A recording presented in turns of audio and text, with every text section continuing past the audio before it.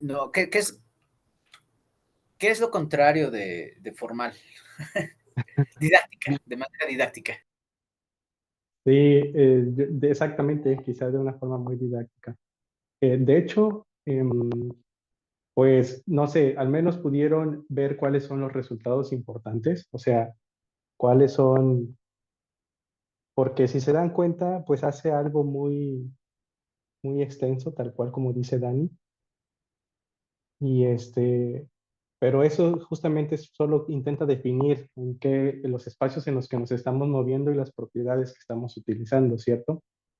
Ya los define justamente para el hecho de las demostraciones, porque técnicamente solo hay dos resultados. Bueno, yo considero que hay dos resultados que son fuertes, que son los que les dejé que checaran con mayor cuidado, que son el lema 5.2 y el teorema 5.3, ¿verdad? Pero bueno, a ver, si quieren lo platicamos también de forma muy general. ¿Sí pueden ver mi pantalla? Sí, hoy sí se puede ver. No, de hecho ya actualicé mi Zoom y ya estuve, según yo, optimizándolo bastante para que no vuelva a ocurrir. Y bueno, espero que no haya alguna interferencia tampoco con la señal. Pero bueno, en términos generales, lo que habíamos platicado es que, pues el principio de incertidumbre, ¿qué establece? Establece que no podemos conocer simultáneamente la posición y el momento de una partícula, ¿cierto? Matemáticamente habíamos dicho que se deriva a través de esta desigualdad, que es justamente la varianza en el tiempo, la posición y la varianza en el momento, que son mayores o iguales que una constante. Entonces, lo que vamos a intentar ver o lo que intenta ver este documento es justamente que si tenemos una función que está altamente concentrada, una función f de x que está altamente concentrada en un dominio espacial x, al aplicarle su transformada de Fourier, la mandamos a un dominio de las frecuencias. Entonces, el principio de incertidumbre establece que si una está muy concentrada en su dominio, va a estar del otro lado muy dispersa y viceversa. Si está dispersa en el primer dominio, entonces va a estar muy concentrada en el segundo. Esto de mayor. Esto en palabras más generales, ¿no? Y justamente lo que nos dice que para poder nosotros derivar esta desigualdad, pues tenemos que definir normas y espacios funcionales adecuados donde podamos trabajar. Los espacios que utiliza son los denominados LP, que tienen una norma descrita por esta extensión. Ahora, los más comunes, los que más comúnmente se utilizan son los L1 y los L2, ¿cierto? Bueno, en la mecánica cuántica se utilizan mucho los L2, pues porque ahí las funciones y sus transformadas tienen una relación clara con la norma y la energía. Los L1 son cuando el exponente lo tenemos, no tenemos un exponente fraccionario, entonces ahí tenemos funciones integrales absolutas. Sin embargo, aquí no se garantizan muchas propiedades de las que vamos a ver. Dentro de las propiedades fundamentales de estos espacios, que habíamos platicado, son estos teoremas, ¿verdad? Eh, Al menos pudieron interpretarlos de una manera general. Por ejemplo, ¿saben qué es que un espacio sea completo? Sí, Bueno, ¿verdad? eso es de análisis, ¿no? Am, ¿Cierto? es referente sobre las sucesiones de Cauchy, que todas tengan como su límite dentro del espacio y cosas así. Exactamente. Muy bien. Y justamente esto es importante porque pues, nos permite hacer análisis rigurosos, ¿no? Dentro del espacio sin perder información, que puede ser esencial, ¿no? También pues cumple la desigualdad de Holder. No sé si estas, supongo que también las han de haber visto, pero bueno, en términos de estos espacios, lo que nos dice la desigualdad de Holder es que pues nos permite estimar el producto de dos funciones en términos de sus normas, ¿sí? Esto pues es especialmente útil en lo que vamos a hacer porque se utiliza mucho en lo que es desigualdades de incertidumbre. Cumple también con una desigualdad de Minkowski, que no es otra cosa más que la generalización de la desigualdad triangular, que es pues, que nos indica que podemos poner la norma, o más bien acotar la norma, eh, por la integral de sus normas individuales, ¿verdad?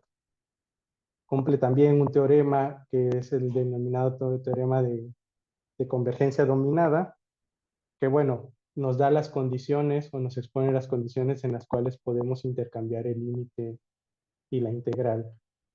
Yo creo que dentro de las, o sea, si le echaron un ojo de forma general, tendrían que haberse dado cuenta que esta proposición es muy importante, porque como dije, los espacios más importantes en los que se trabaja en mecánica cuántica son estos denominados L2. Sin embargo, algunas de las propiedades que se definen en el documento son para funciones en L1. Entonces, esta proposición que nos dice que las funciones que viven en esta intersección son densas en L2 nos va a ser de mucha ayuda para poder trabajar o para poder pasar de los espacios L1 a los espacios L2, que son también denominados espacios de Hilbert. Entonces, bueno, esta proposición es importante y estaría bien que le echaran un ojito. Y bueno, como les digo, no vamos a ser tan rigurosos en las demostraciones porque no es nuestro objetivo, sino nuestro objetivo es simplemente conocer a través de cómo podemos nosotros abordar problemas de incertidumbre a través de un enfoque matemático. O sea, aquí pueden ver que se va definiendo lo que son estos espacios, cuáles son los teoremas que cumplen y, y bueno, si a ustedes como científicos, si quisieran hacer un trabajo un poco más extenso, podrían ustedes no creerse todas las demostraciones y comprobarlas, pero bueno, yo creo que si está en un paper así, pues obviamente está todo perfecto, ¿no? Entonces, una vez que hemos definido cuáles son las propiedades que cumple los espacios, también supongo que conocen la transformada de Fourier, han trabajado con ella en ecuaciones diferenciales. Y bueno, esta es justamente la propiedad fundamental de este trabajo, porque es la transformada de Fourier la que nos va a permitir convertir funciones del espacio, o sea, del tiempo, a funciones al dominio de la frecuencia a través de esta expresión. ¿Sí? Dentro de las cuales, pues la propiedad más importante que se va a utilizar o que se utiliza en las demostraciones es la denominada propiedad de derivada a multiplicación, que nos dice que si tenemos una función que es diferenciable y su derivada en el espacio de Hilbert, entonces su transformada de Fourier está dada por esta expresión. Es decir, convierte la derivada en el espacio original a una multiplicación en el dominio de las frecuencias, porque fíjense que aparece la transformada de Fourier, pero multiplicada por eh, un exponente. Entonces, esto pues facilita bastante los cálculos. ¿Sí, hasta aquí todo bien? Sí, digamos que sí. O sea, yo tengo conflictos, no recuerdo muy bien lo de la transformada de Fourier, especialmente cuando hablamos con funciones de R en complejos, pero más o menos puedo seguir. Ah, ok, vale. Sí, sí, sí, cualquier cosa me van diciendo, ¿no? Pero bueno, dentro de las propiedades que cumple, pues es justamente como un operador, lo podemos ver. Ah, al igual que los operadores, pues tiene una inversa, que lo que nos dice es que si aplicamos la inversa a una función que esté en el dominio de las frecuencias, podemos recuperar la, la función original en el dominio donde estamos trabajando. Y bueno, otras cosas que también debieron haber visto ya es la definición de convolución. Y aquí en el caso de la transformada de Fourier, lo que nos interesa es que si nosotros tomamos dos funciones en los espacios L1 y tomamos su convolución, entonces podemos calcular la transformada de Fourier de la convolución y no es otra cosa más que la multiplicación de las transformadas de estas funciones, ¿no? Aquí les repito, estas propiedades son simplemente para que nosotros veamos qué es lo que se cumple. Nos define que si tenemos una función en los complejos, cuál es la notación para este número complejo conjugado y qué es lo que cumple con que en realidad aquí nos está dando una relación de simetría. La propiedad del complejo conjugado no es otra cosa más que nos dice que si tomamos el conjugado complejo de una función en el dominio original, su transformada de Fourier se convierte en el conjugado complejo de la transformada original, pero reflejada. ¿Sí lo ven? O sea, es casi la misma función original, salvo que está con un signo negativo. Y bueno, aquí está la prueba, que es muy sencilla simplemente de ver. Y ya, dentro de los otros de los teoremas o resultados importantes que habría que checar, son estos teoremas de Parzival y de Plancher, que simplemente nos dice que si nosotros tenemos dos funciones que están en la intersección de las que habíamos hablado, que es donde vamos a estar trabajando, el teorema de Parzival lo que nos dice con esta expresión es justamente que se mantiene el producto interno, o sea, el producto interno de las funciones en el dominio original va a ser igual al producto interno de las transformadas de Fourier, salvo por una constante o factor de normalización. ¿Qué es esto? Pues esto es importante porque a pesar de que estamos brincando de un dominio a otro, se están conservando ciertas propiedades del dominio original, ¿no?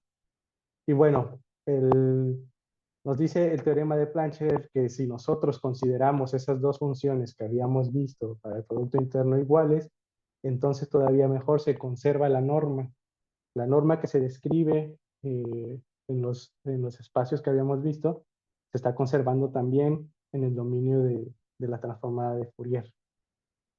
Y bueno, podemos continuar. Recuerdan que en el video de Javi Santoloaya veíamos que las representaciones en un dominio eran más angostas, si eran muy anchas, en el otro dominio eran muy estrechas y viceversa. Pues justamente se debe a esta denominada propiedad de dilatación, en la que nosotros podemos definir una función de esta manera, calcular su transformada de Fourier y, bueno, perdón, hacer un cambio de variable y calcular su transformada de Fourier y nos da esta expresión. Entonces, si logran ver, son expresiones totalmente distintas, ¿no? Bueno, son totalmente contrarias porque si nosotros tenemos un parámetro aquí que está dividiendo esta función tanto en el argumento como en el coeficiente, en la transformada de Fourier o en el otro dominio, vemos que lo está multiplicando, ¿no? Entonces esto tiene efectos opuestos. Lo que nos está diciendo es que el parámetro S, que es un parámetro positivo, está actuando de manera distinta en cuanto a las funciones. Es decir, que si dilatamos esta función, por ejemplo, la original, pues necesariamente, o sea, si se extiende, necesariamente en el otro lado se va a contraer y viceversa. Es justamente lo que veíamos en la representación del video anterior, ¿verdad? Pero bueno, ¿hasta aquí todo bien? Sí. Voy muy rápido o muy... No, no, no, o sea, yo, bueno, no sé mis compañeros, ¿no? Pero para mí siento que vas bien para lo que estamos intentando hacer, ¿no? O sea, es comprimir muchos resultados de muchas materias, de varios cursos, en, Claro. pues de volada, ¿no? Entonces, para el objetivo creo que vamos relativamente bien. No sé los Ah, demás. perfecto.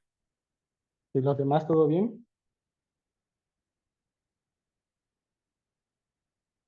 Bueno, supongo que sí.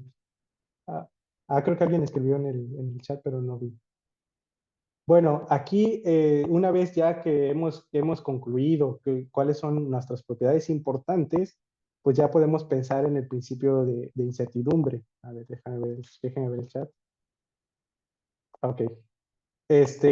Bueno, considerar ciertas proposiciones, que esto justamente es lo que les decía, que hay que ver con cuidado, hay que ver, también hay bastantes consecuencias acerca de los teoremas que se definen, como esta, que se mantiene la norma en cuanto a sucesiones de funciones en los dos lados, tanto en el dominio del tiempo como en el dominio de las frecuencias, salvo por una constante, que bueno, esto es consecuencia del teorema que habíamos visto de Plancher.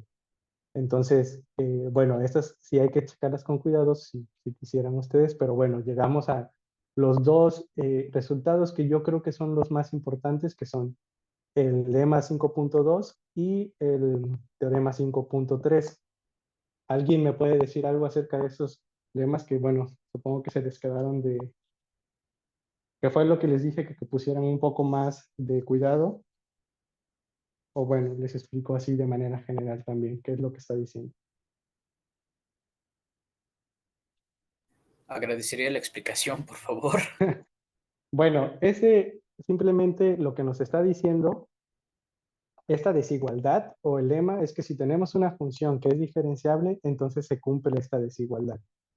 En términos físicos, lo que deberíamos considerar es que este término representa o interpreta la energía total del sistema y bueno, siempre va a ser menor o igual que la combinación de este término, que es justamente, son medidas de dispersión las dos, pero justamente este es, ¿cuál es? ¿Cuál es? ¿Cuál es? Ah, sí, es que, o sea, es la medida,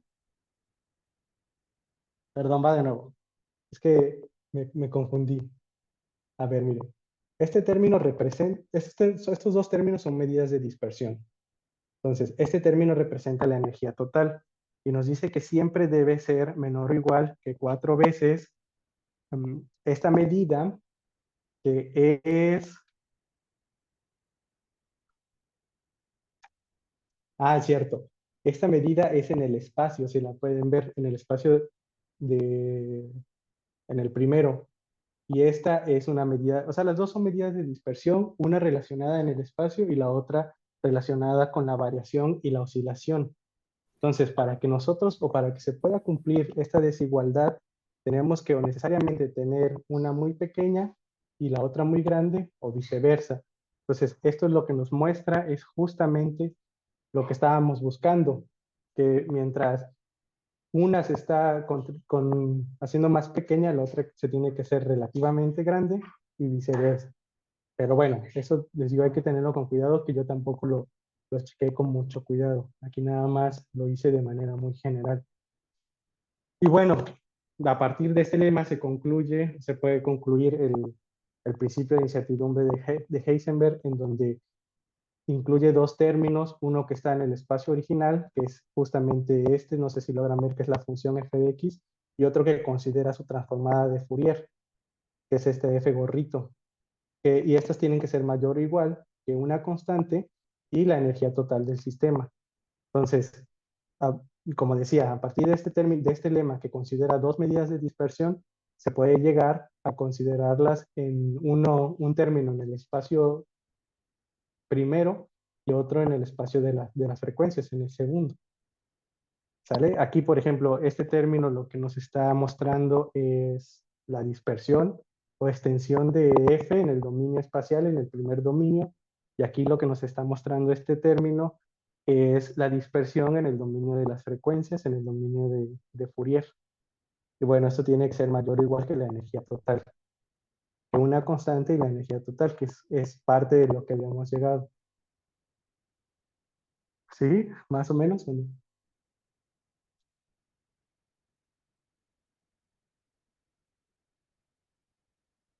Chicos, ¿están ahí? Sí, más o menos sí. Sí. Bueno, el punto, y ya después simplemente nos hace unas observaciones respecto de las demostraciones, en el sentido de que habrá algunas restricciones que hace matemáticamente, en donde nosotros, bueno, se considera, por ejemplo, forzar una igualdad para poder aplicar la desigualdad de Cauchy-Schwarz, y nos dice que la expresión o la función que debemos considerar es justamente que se cumpla que su derivada cumpla con esta función. Y bueno, se puede resolver por separación de variables y obtener una gaussiana. Entonces, forzosamente f de x, para que se cumpla todo lo que hemos dicho de manera muy general, tiene que ser de esta forma. Luego, lo único que hace es tomar estos resultados, tomar el teorema y tomar la probabilidad de densidad tanto de la partícula en la posición como la probabilidad de densidad de la partícula en el momento, y escribirlas en términos de su varianza y luego ya con procesos matemáticos llegar a a la desigualdad que queríamos. Entonces, bueno, ya después, a partir de eso se enuncian otros principios, o el principio primario y demás, que es simplemente poner ese resultado en términos de las normas de la función, pero bueno, el punto era nada más platicar de manera muy general que se puede cumplir o que se puede llegar a esta desigualdad que queríamos a través de un proceso matemático muy riguroso, ¿no?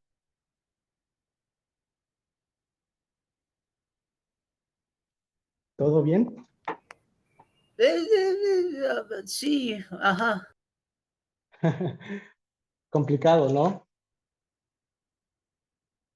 Atascado, diría, pero Mucho. ajá. Sí, bueno, habría que checar bien todos los principios, las consecuencias, pero eso en términos generales es lo que hay que ver. Ahora, bueno, ya una vez dicho esto, quiero saber si ya habrán visto sus clases asíncronas.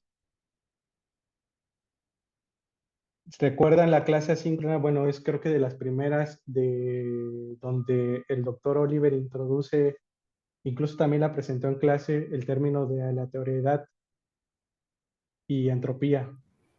Las de qué es probabilidad y qué es aleatoriedad. Ah, ándale, ¿qué es aleatoriedad y qué es la entropía? Ah, bueno, Sí, sí. bueno, ahí en esa clase lo lo que dice, bueno, aquí el doctor me pidió que como que volviéramos a ver los ejemplos de de esa clase asíncrona de manera un poco más eh, con los resultados.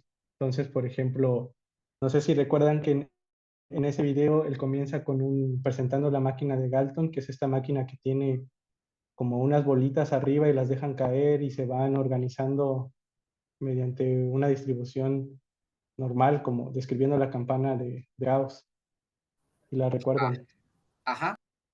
Bueno, ahí concluye el doctor que justamente la teoría es todo aquello que está ligado al azar. O sea que si nosotros, por ejemplo, nos fijáramos en una de esas bolitas, podríamos decir cuál es el comportamiento más probable que vaya a tener, ¿no? Que si observándolo, pues vemos que va como que muy al centro, pero también no podemos asegurar que realmente caiga en el centro porque puede caer a los costados de la campana.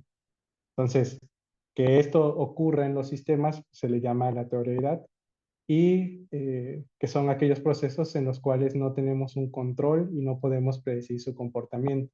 Entonces, para los físicos, esta cualidad se considera intrínseca de los sistemas, siempre está presente ahí y justamente el principio de incertidumbre es un ejemplo de esta aleatoriedad, porque al no poder predecir la posición ni el momento de la partícula, entonces estamos justamente cayendo en como en esta incertidumbre, justamente, que es la palabra, ¿verdad?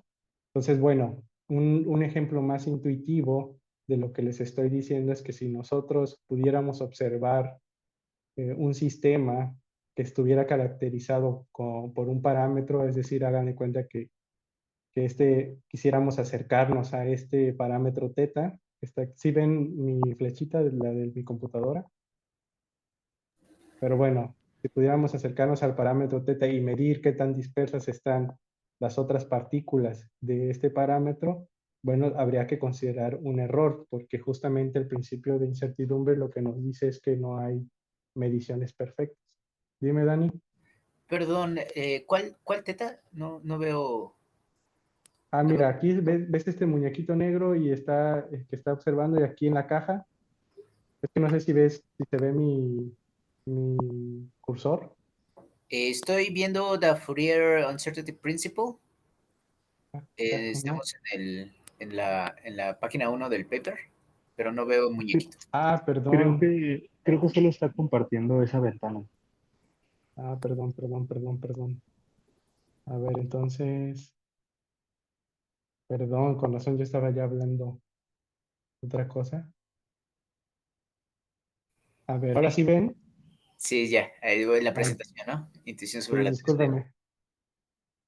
Ajá, bueno, entonces lo que les decía, que la aleatoriedad, pues había él definido que son todos esos procesos con los cuales no tenemos control y que justamente esto se observa en el principio de incertidumbre.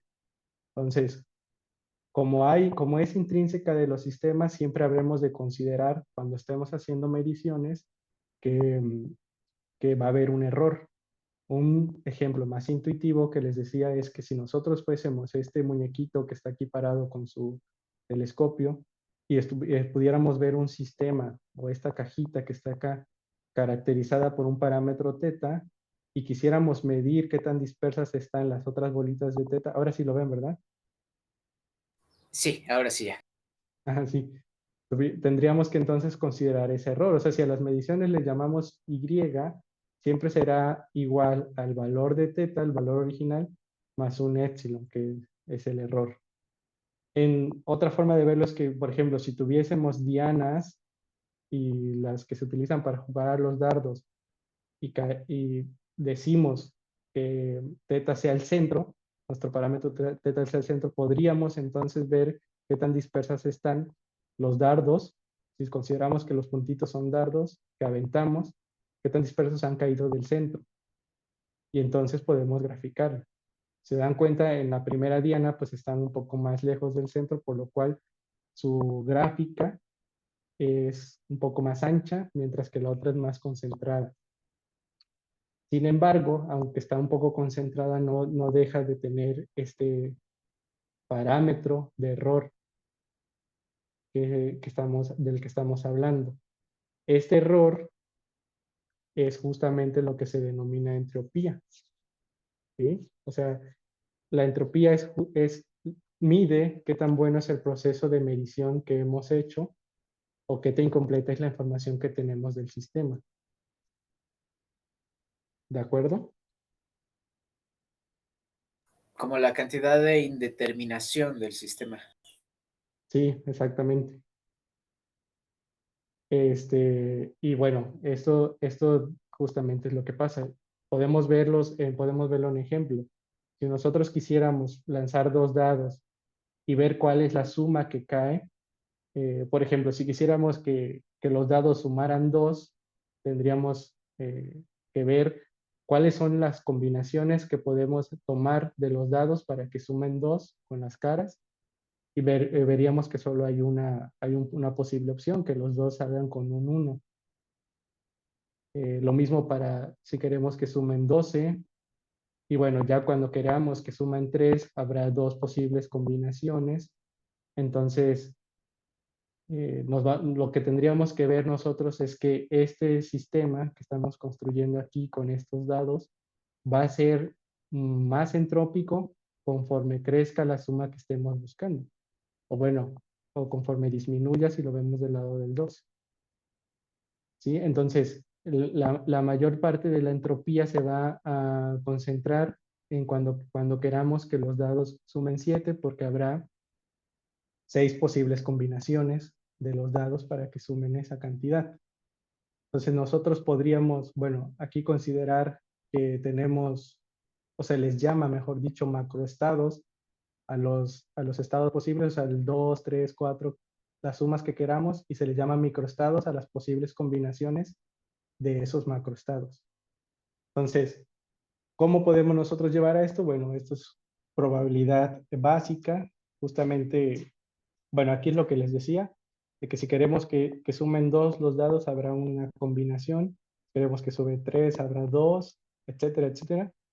Y cuando queramos que sumen 7, habrá 6 posibles combinaciones. Entonces, habremos de concluir que el estado de mayor entropía es el de mayor probabilidad de ocurrencia. ¿Sale? Bueno, esto lo podemos hacer calculando el espacio muestral, perdón, calculando el espacio muestral, que es justamente que si tenemos dos dados que tienen 6 caras, pues ¿cuántas posibles combinaciones tendremos? Pues 36, y lo podríamos visualizar a través de pares ordenados en donde los valores del primer dado sean de 1 y los valores del segundo dado sean de 2 y obtendríamos este espacio muestral. ¿De acuerdo? Que es justamente el mismo, lo mismo de la imagen de los daditos, pero allá en algo un poco más ordenado. ¿Ok? Ahorita vamos a concluir por qué les estoy mostrando esto.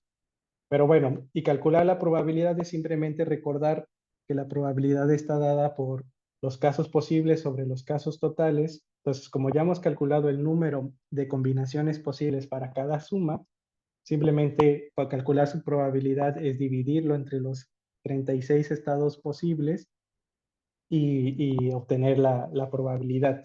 Entonces, por ejemplo, que los dados sumen 2 al ser solo una sola combinación, dividiríamos ese caso posible sobre los 36 totales y nos da una probabilidad del 2.8.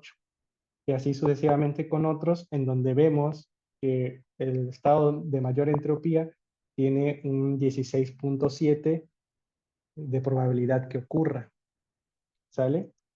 Ahora, otro ejemplo que podemos ver donde podemos visualizar la entropía es si queremos ordenar 10 libros en un estante.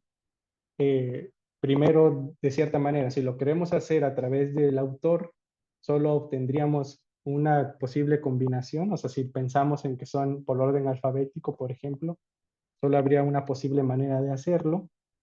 En cambio, si lo queremos, si suponemos que tenemos 5 de biología y 5 de física y queremos ordenarlos en un estante de 5 espacios cada uno, habría que ver, por ejemplo, si queremos colocarlos en el primer estante, tendríamos 5 posibilidades porque tenemos los 5 libros de biología en este caso.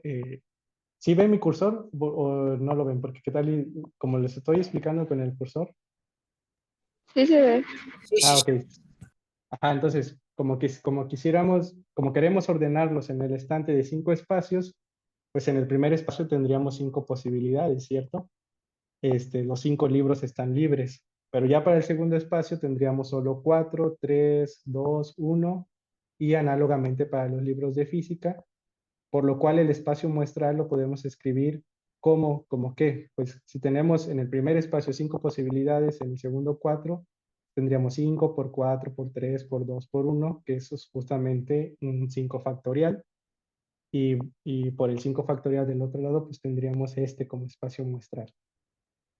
Si lo quisiéramos hacer por años, en donde consideramos que este libro solo pertenece a este periodo, este también solo a este periodo, este también solo a este periodo, pero hay 4 en este periodo y 2 en este periodo, bueno, los que solo pertenecen uno solo a ese periodo, pues nada más es el 1, eh, sería 1 por 1 por 1 por 1, y aquí ocurriría lo mismo que tenemos aquí arriba. O sea, cuando queramos ordenar, pues en el primer espacio 4 por 3 por 2 por 1, y aquí sería un 2 por 1, que es un 2 factorial, y obtenemos nuestro espacio muestral. Si los quisiéramos ordenar sin organización, es decir, simplemente así tal cual los 10 sin tener en cuenta nada, pues ocurriría lo mismo que tenemos arriba, que para el primer espacio tendríamos 10 por 9 por 8 por 7 por 6, que es el 10 factorial, que es esto. ¿Por qué? Bueno, y aquí están las fórmulas y están los resultados. ¿Y qué podemos concluir de esto? Que si nosotros tenemos un orden perfecto, como en el caso de los dados, cuando solo hay una combinación, y en el caso de ordenarlos alfabéticamente, entonces no tenemos libertad, tenemos un máximo orden y entonces vamos a tener una baja entropía. En caso contrario, si tuviésemos un desorden completo, donde tenemos máxima libertad, máximo número de combinaciones, vamos a tener un sistema con una máxima entropía y viceversa, ¿no? Si sigue creciendo o si decrece nuestro grado de libertad, pues va a decrecer nuestra entropía o va a aumentar, ¿sí? Entonces, ¿qué podemos concluir de esto?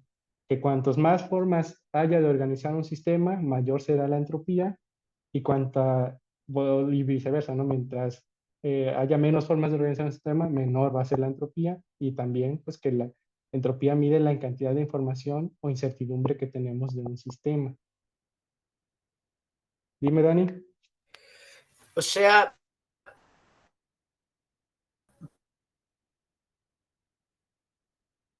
Perdón, no te Podríamos escuché. decir que la entropía es acción. ¿Podemos decir que es una forma de cuantificar los grados de libertad de un sistema? Exactamente, exactamente. Sí, así igual, tal cual. ¿Esto sí quedó más claro,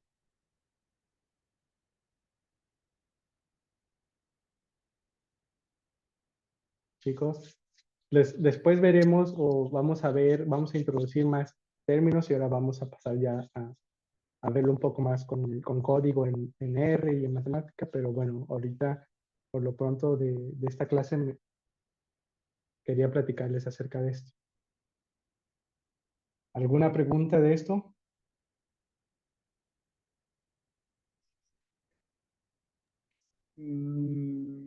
Bueno,